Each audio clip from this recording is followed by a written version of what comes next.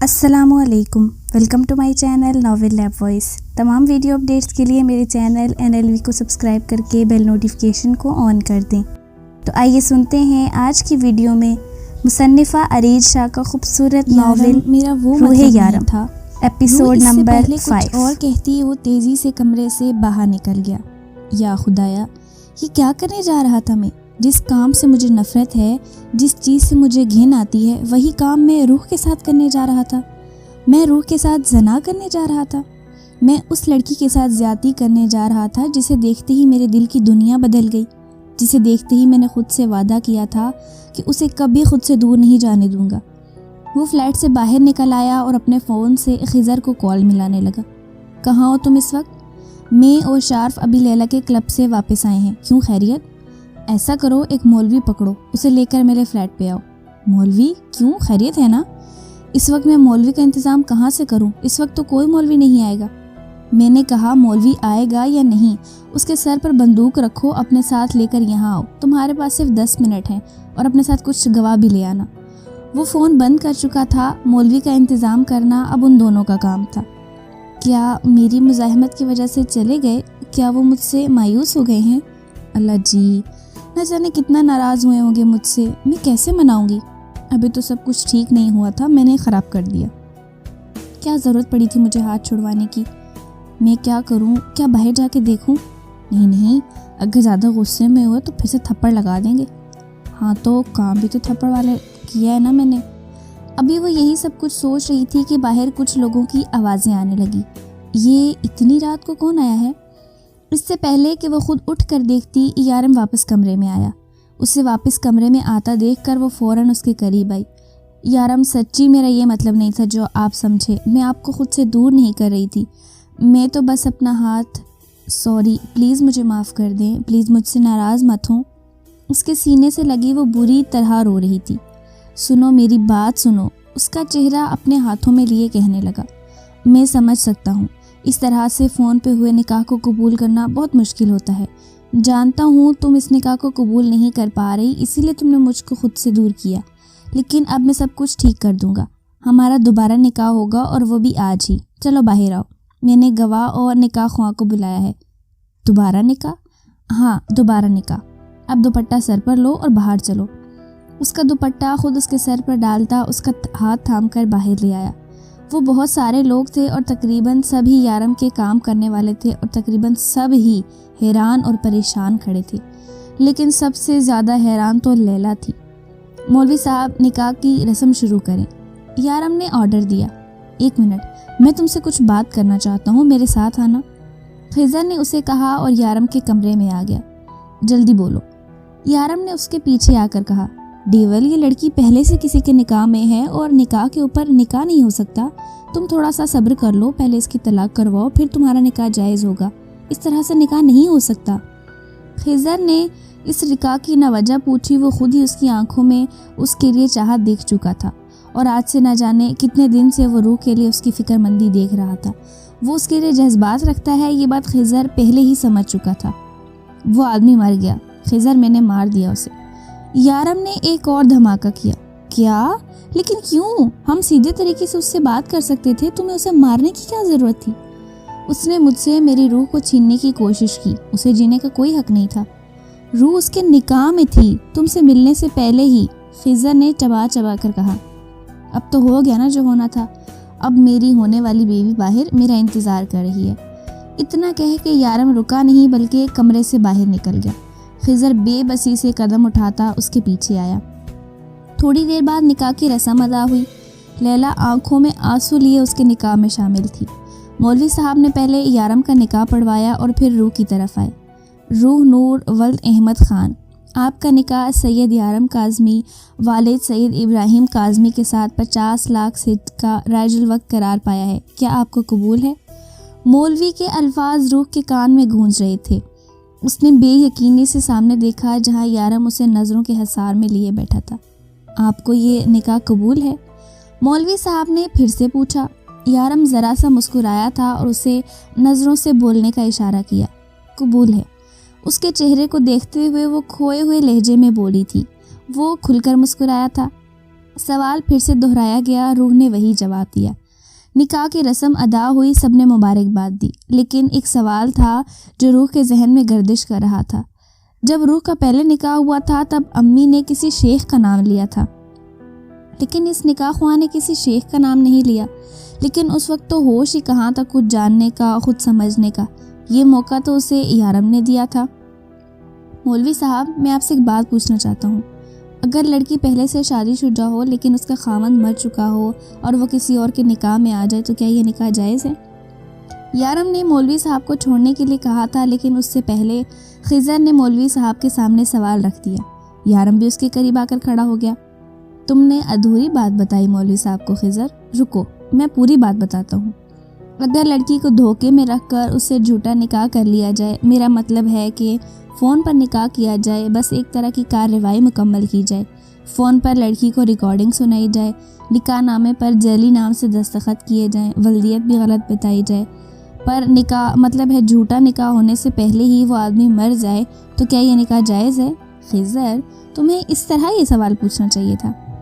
उसने खिज़र के कंधे पे हाथ रखते हुए कहा, जबकि वो हैरानगी से देख रहा था। नहीं, हरगिज़ नहीं, ये तो निकाह ही नहीं है। निकाह में सबसे ज़्यादा ज़रूरी वल्दियत का ठीक होना है। दोनों तरफ से मुकम्मल कार्रवाई गवाहों के बिना पर होती है। हाँ बिल्कुल, लोग फ़ोन पर निकाह करते हैं, लेकिन मुर्दा इंसान निकाह कैसे कर सकता है? अगर सिर्फ उसकी आवाज़ थी लेकिन वो मर चुका है तो ये निकाह हुआ ही नहीं। मौलवी साहब हैरानगी परेशानी से निकाह की वारदात सुन रहे थे। आपका शुक्रिया मौलवी साहब, आप चलें, गाड़ी में तशरीफ़ रखें। खिज़र अभी आपको आपके घर छोड़ाएगा। ये सब कुछ क्या था? तुमने ये सब कुछ मुझे क्यों नहीं बताया? और ये सब कुछ तुमने कब जाना? वो आदमी कैसे मरा? जिस दिन रूह यहाँ पे आई थी, तुम्हें याद है मैं शम्स से बात करने गया था, उसे समझाने गया था कि जो काम वो कर रहा है वो गलत है। तुम जानते हो वो काम क्या था खिज़र? शम्स शेख वहाँ पाकिस्तानी लड़कियों से जाली निकाह करके उन्हें यहाँ बुलाता था। जितनी खूबसूरत लड़की उसकी इतनी ज़्यादा कीमत, और फिर उन्हें यहाँ लाकर बेच देता था।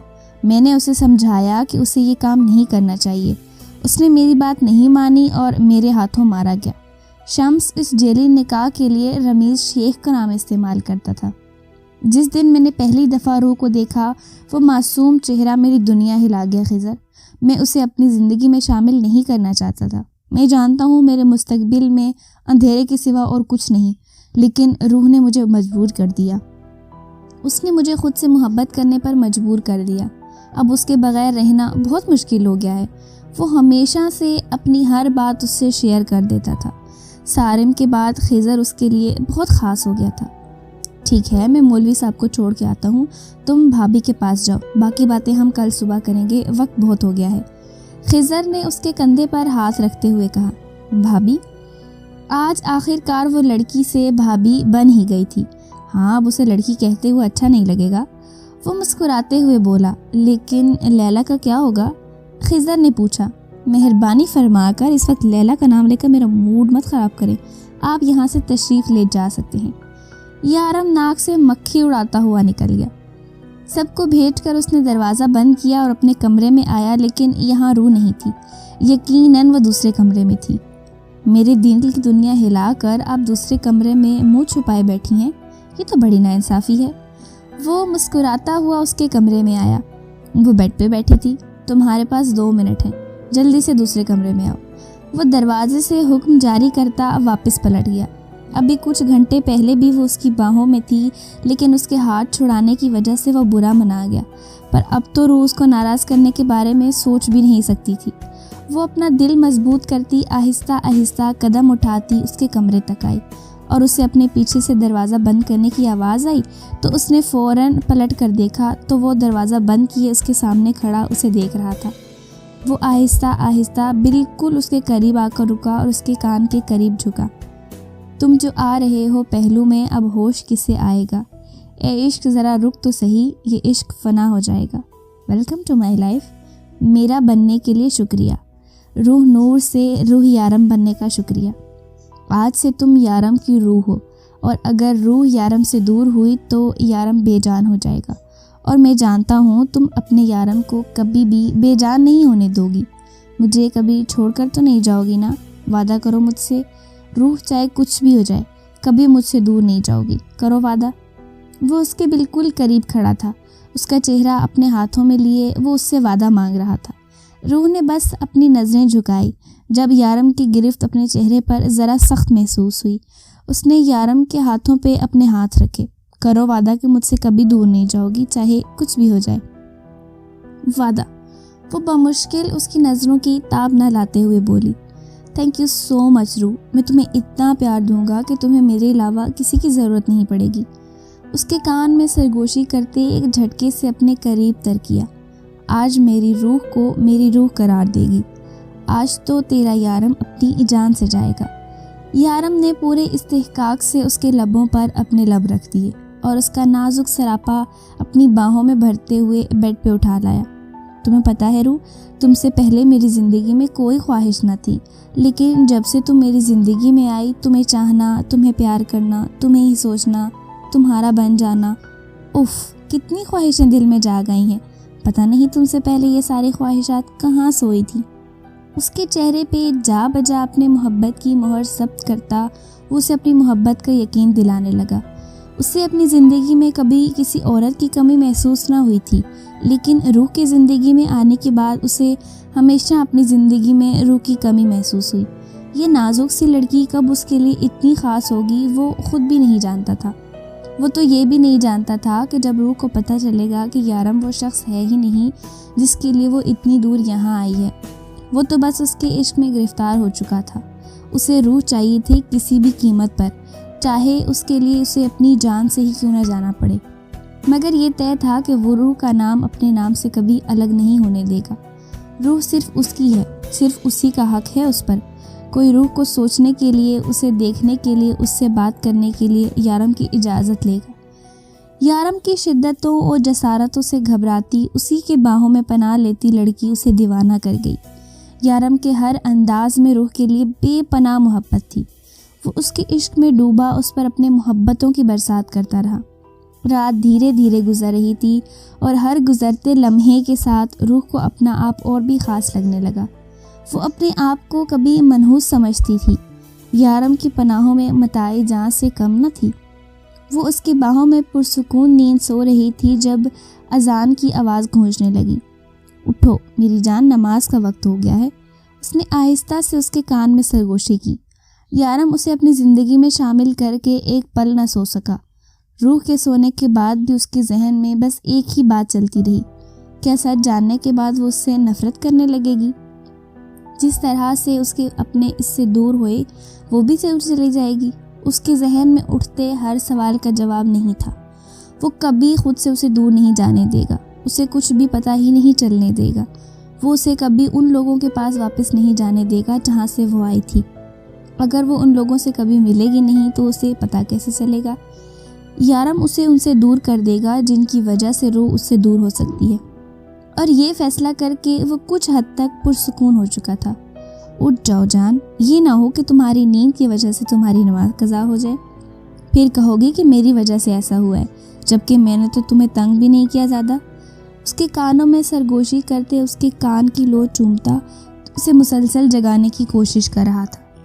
مجھے نہیں پتا تھا اتنی خطرناک نیند ہے تمہاری، ورنہ تو تمہاری نیند سے بہت سارے فائدے اٹھائے جا سکتے ہیں۔ تو پھر کیا خیال ہے؟ وہ جو مزے سے نیند میں اس کی باتیں سن رہی تھی، اسے واپس رات والی ٹون میں آتا دیکھ کر فوراً اٹھ کر بیٹھ گئی۔ مجھے نماز پڑھنی ہے۔ اس سے پہلے کہ وہ دوبارہ اس کے ہوش ٹھکانے لگاتا، وہ بھاگ کر واش روم میں بند ہو گئی۔ اب تو تمہیں بھاگ کر بھی میرے ہی قریب آنا ہے۔ وہ اٹھ کر بیٹھا اور بیڈ کی کراؤن سے ٹیک لگاتا واش روم کے دروازے کو دیکھتا۔ روح فریش ہو کر باہر آئی تو وہ اسے ہی دیکھ رہا تھا۔ ایک شرمیلی سی مسکان نے اس کے لبوں کو چھوا۔ آپ اگر مجھے ایسے ہی دیکھتے رہیں گے تو میں باہر جا کے نماز ادا کروں گی۔ وہ ہلکا سا منمنائی۔ نوٹ کر رہا ہوں کل رات سے تمہاری بولتی بند ہو گئی ہے، ایسا بھی کیا ہو گیا رات میں؟ وہ شرارتی انداز اپنائے اسے نظروں کے حصار میں لیتا ہوا پوچھ رہا تھا۔ میں باہر جا رہی ہوں۔ شرماتی ہوئی جائنماز اٹھا کر باہر جانے لگی۔ ارے یار، میں نے کیا کہا؟ بس پوچھ ہی تو رہا ہوں کہ ایسا کیا ہوگا رات میں کہ اچھا ٹھیک ہے، اب میں کچھ نہیں کہوں گا، تم آرام سے نماز پڑھو۔ وہ مسکراتے ہوئے نظر پورے کمرے میں گھمانے لگا۔ وہ کافی دیر کھڑی اسے دیکھتی رہی، لیکن وہ اس سے بالکل بے نیاز ہونے کی کوشش کر رہا تھا۔ روح نے وہیں جائے نماز بچھائی اور نیت باندھی۔ اسے مکمل نماز میں مصروف دیکھ کر ایک بار پھر سے اسے جان لٹاتی نظروں سے دیکھنے لگا۔ اسے لگا تھا کہ وہ 5-7 منٹ میں نماز سے فارغ ہو جائے گی، لیکن ایسا نہیں ہوا۔ نماز تو فوراً ختم ہو گئی، لیکن یہ دعا تھی جو ختم ہونے کا نام نہیں لے رہی تھی۔ پھر تقریباً 15 منٹ کے بعد وہ دعا مانگ کر جائے نماز اٹھانے لگی۔ میں تو تمہیں مل گیا، تم اب کیا مانگ رہی تھی اللہ سے؟ اس نے شرارت سے پوچھا۔ مانگ نہیں رہی، تھینک یو بول رہی تھی۔ انہوں نے میری سن لی تو تھینک یو تو بنتا ہے نا۔ مسکرا کر اسے جواب دیتی وہ اس کے لیے ناشتہ بنانے باہر نکل گئی۔ وہ ناشتہ بنا کر لائی تو یارم شاور لے چکا تھا۔ اس نے ناشتہ ٹیبل پر لگایا جبکہ یارم شیشے کے سامنے کھڑا اسے دیکھ رہا تھا۔ روح کا سارا دھیان ناشتہ لگانے پر ہی تھا۔ کل سے آج وہ اسے اپنے دل کے زیادہ قریب لگ رہی تھی۔ اتنی صبح ناشتہ کون کرتا ہے؟ وہ اس سے پوچھنے لگا، جبکہ وہ خود بھی جانتا تھا کہ وہ اس سے چھپنے کی کوشش کر رہی ہے۔ میں نے سوچا آپ کو بھوک لگی ہوگی۔ اس کے منہ میں جو کچھ آیا کہنے لگی، ہاں یار بھوک تو بہت لگی ہے، لیکن کھانے کے لیے نہیں، پیار کرنے کے لیے۔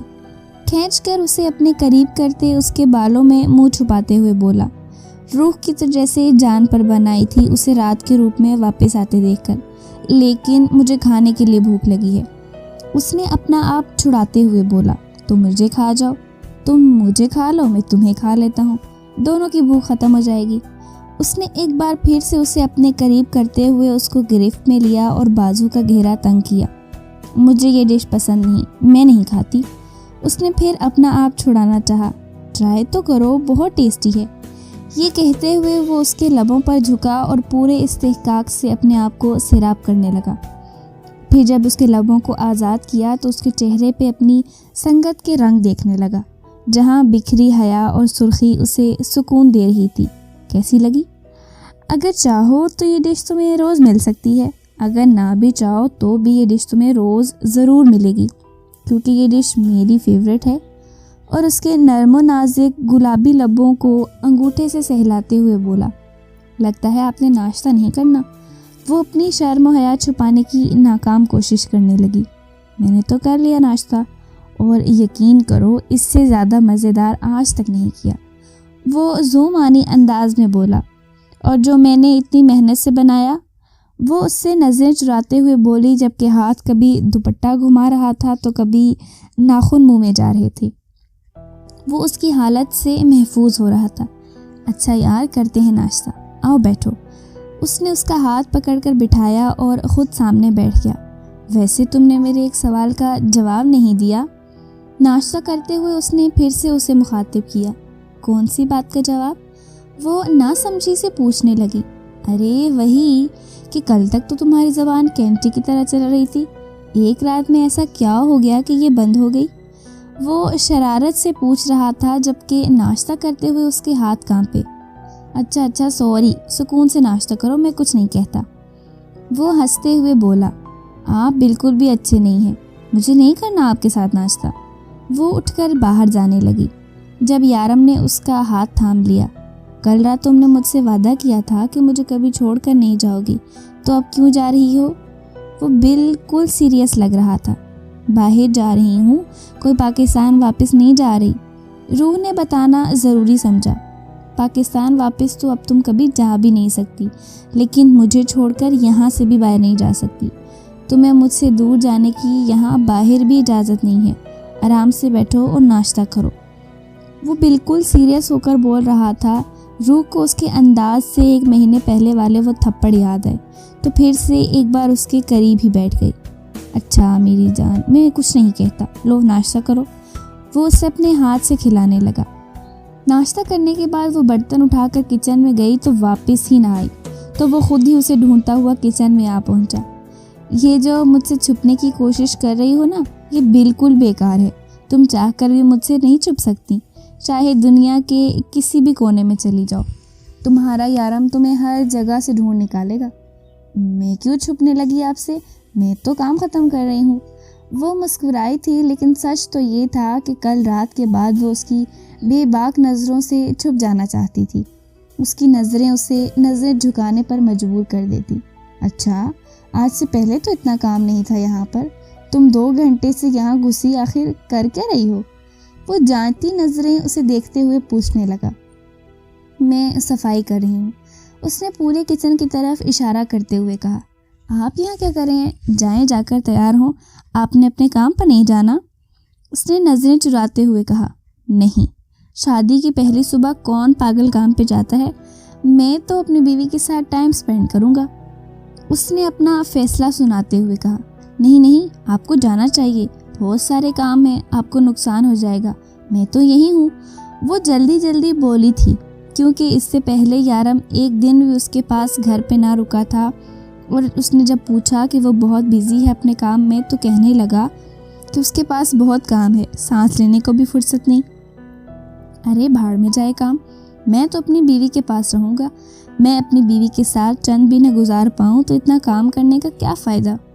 وہ محبت سے اس کے گال چومتے ہوئے بولا، جبکہ وہ اپنے گال پہ ہاتھ رکھے اسے دیکھنے لگی۔ وہ تمہارے گال پہ سرخی تھوڑی کم ہو گئی تھی، میں نے سوچا لگا دوں۔ وہ مکمل شرارتی انداز میں بولا۔ چند دن؟ وہ اس کی حرکت کو اگنور کرتے ہوئے پوچھنے لگی۔ ہاں یار، ہنی مون پہ جانا ہے، تمہیں گھمانے پھرانے، میں تمہیں اپنی فیوریٹ جگہ لے کے جاؤں گا جہاں میں اکثر جاتا ہوں، بہت پرسکون جگہ ہے، تمہیں بہت اچھا لگے گا۔ وہ آپ سارا وقت میرے ساتھ ہوں گے؟ وہ کچھ سوچتے ہوئے پوچھنے لگی۔ ہاں بیبی، ہنی مون پہ میاں بیوی دونوں ہر وقت ساتھ رہتے ہیں، اور تمہیں تو ویسے بھی اب میں خود سے الگ نہیں ہونے دوں گا۔ روح اپنے دھیان میں یہ نوٹ ہی نہیں کر پائی کہ وہ کب اس کے بالکل قریب آ کر کھڑا ہوا اور اس کے گرد بازو حائل کرتے ہوئے اسے اپنے مزید قریب کیا۔ جانتی ہو روح، میں نے کبھی اپنے لیے تمہاری جیسی لڑکی کے بارے میں نہیں سوچا تھا۔ میں نے تو کبھی بھی شادی نہ کرنے کا فیصلہ کیا تھا، اور اگر کرتا بھی تو اپنی جیسی کسی لڑکی سے، لیکن دیکھو نا، مجھے ملا بھی تو کون؟ تم، معصوم سی پیاری سی گڑیا جیسی۔ میں نے تو اپنی زندگی میں کوئی نیکی نہیں کی، پھر اللہ نے تم جیسی پری میرے نصیب میں کیسے لکھ دی؟ میں دنیا کا سب سے خوش قسمت انسان ہوں۔ تم مجھے کبھی چھوڑ کر تو نہیں جاؤ گی نا؟ وہ اس کے کندھے پر جھکا کر سر رکھ کے آنکھیں بند کیے بول رہا تھا۔ اگر میں جانا چاہوں بھی تو کیا آپ مجھے جانے دیں گے؟ روح شرارت سے بولی، جبکہ کل سے اب تک وہ 1000 بار اسے کہہ چکا تھا کہ وہ کبھی اسے خود سے الگ نہیں ہونے دے گا۔ نہیں، بالکل بھی نہیں، کبھی نہیں۔ تم میری ہو اور میں اپنی کوئی بھی چیز خود سے دور نہیں جانے دیتا۔ جو میرا ہے وہ صرف میرا ہے، تم خود بھی چاہو تو بھی مجھ سے دور نہیں جا پاؤ گی۔ یارم، آج آپ بہت خوش ہیں نا؟ ہاں، بہت۔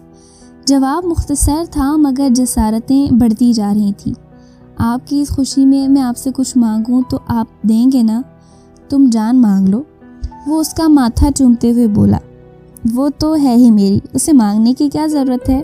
وہ اترائی تھی۔ تو پھر کیا چاہیے؟ یارم نے اس کا دوپٹہ کھینچتے ہوئے کہا۔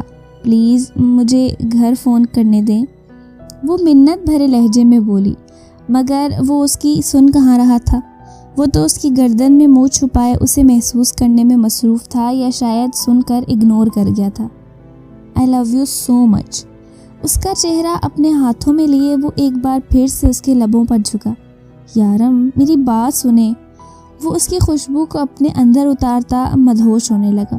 فی الحال تم سنو، یہ دھڑکن کیا کہہ رہی ہے؟ اس کا سر اپنے سینے پہ رکھتا ہوا بولا۔ یہ دل تم سے کچھ کہنا چاہتا ہے، کچھ سننا چاہتا ہے، یہ صرف تمہارے لیے دھڑکتا ہے۔ اسے جواب دو، اس کی بات سنو۔ اسے اپنے بے حد قریب کیے وہ اس کی سانسیں اتھل پھتل کر چکا تھا۔ اسے باہوں میں اٹھائے اپنے کمرے میں لے آیا اور اسے بیڈ پر لٹا کر اس پر جھکا۔ میں چاہتا ہوں تم صرف میرے بارے میں سوچو، میرے بارے میں بات کرو، مجھے پیار کرو۔ مجھے آج تک ایسا شخص نہیں ملا جو مجھ سے محبت کرتا ہو۔ تم مجھ سے محبت کرتی ہو نا؟ اس کی آنکھوں میں آنکھیں ڈالے پوچھنے لگا۔ خاموش کیوں ہو؟ بولو نا، کرتی ہو نا مجھ سے پیار؟ وہ اسے ہلکا سا جھنجھوڑ کر بولا۔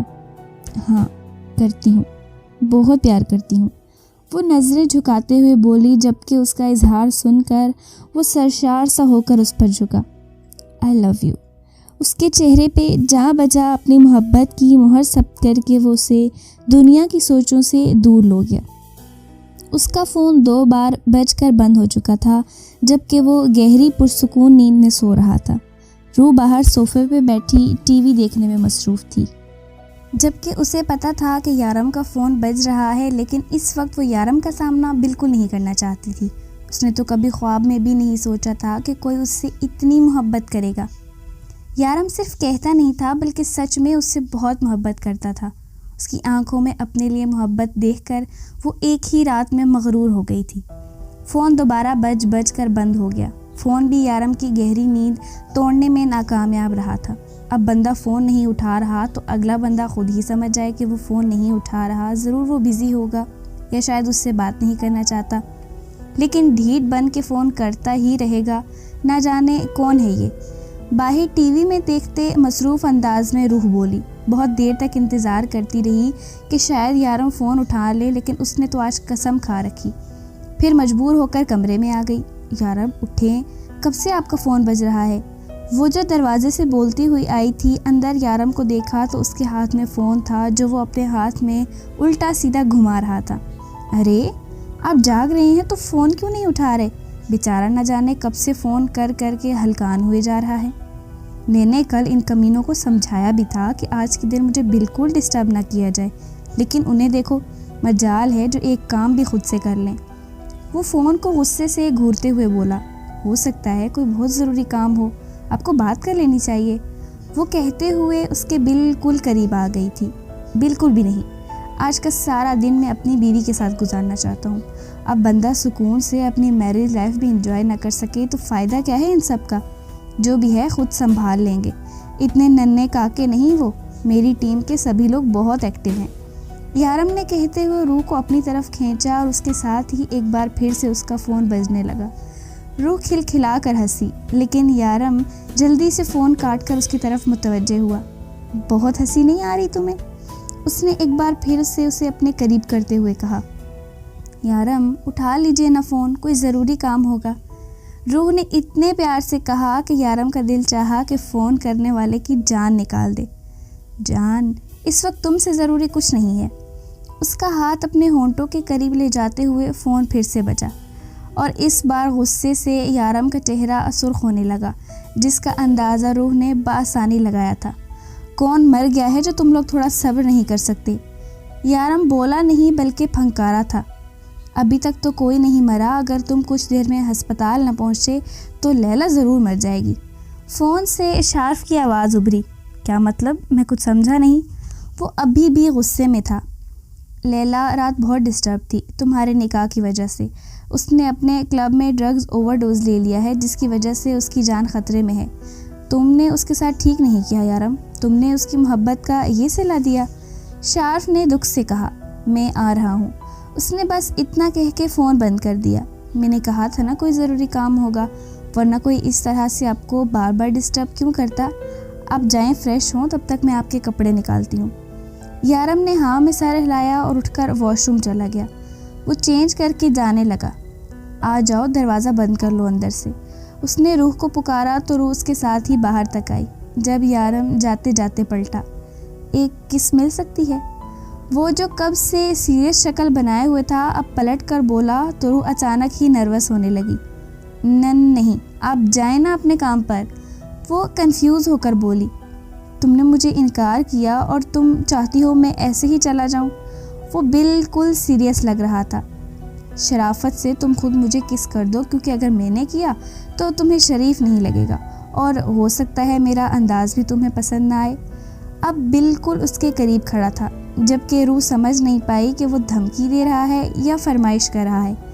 آپ بالکل بھی اچھے نہیں ہیں، وہ منہ بنا کر بولی۔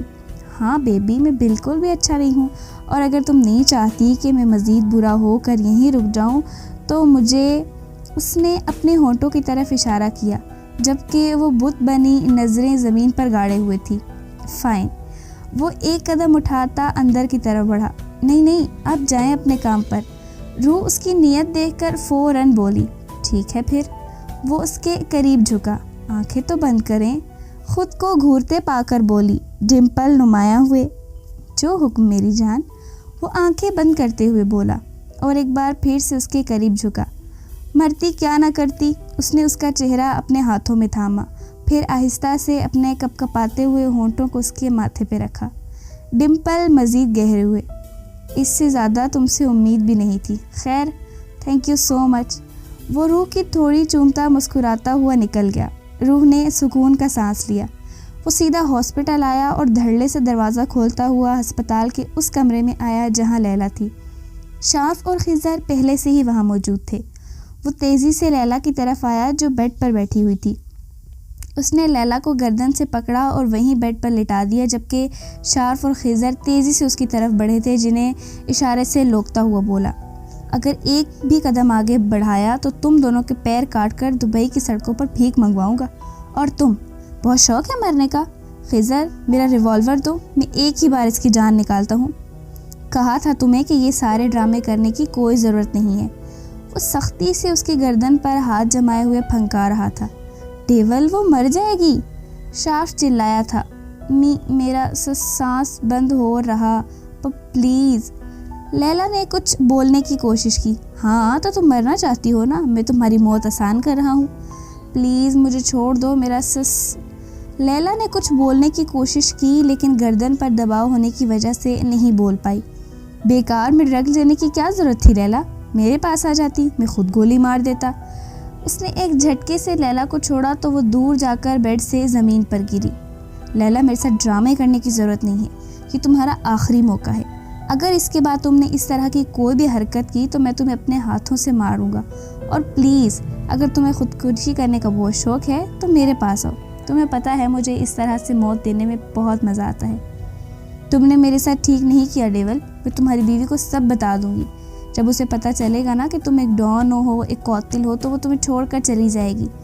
نہ جانے لیلا میں اتنی ہمت کہاں سے آئی کہ وہ بول اٹھی۔ وہ اس کے پاس زمین پر آ بیٹھا اور ایک جھٹکے سے اسے بالوں سے پکڑ کر سیدھا کیا۔ میں تمہاری زبان کاٹ دوں گا، تمہیں وہ موت دوں گا جو آج تک کسی کو نہیں ملی ہوگی، تڑپ تڑپ کر مرو گی۔ کیا کرو گے؟ زیادہ سے زیادہ گولی مار دو گے، لیکن میں پھر بھی تمہاری بیوی کو ضرور بتاؤں گی۔ اگر مجھے سکون نہیں، مجھے قرار نہیں، تو تمہیں کیوں لینے دوں؟ وہ آنکھوں میں آنسو لیے بولی، جانتی ہو لیلا، زندہ انسان کو زمین کے اندر کیسا محسوس ہوتا ہے؟ نہیں نا، میں بتاتا ہوں۔ فرض کرو میں تمہیں ایک تابوت میں بند کر کے جنگل میں زمین کے اندر دفنا رہا ہوں، وہاں تمہیں سانس نہیں آئے گی، آہستہ آہستہ تمہاری سانس رکنے لگے گی۔ تم تابوت کے اندر ہو، میں تم پر مٹی پھینک رہا ہوں،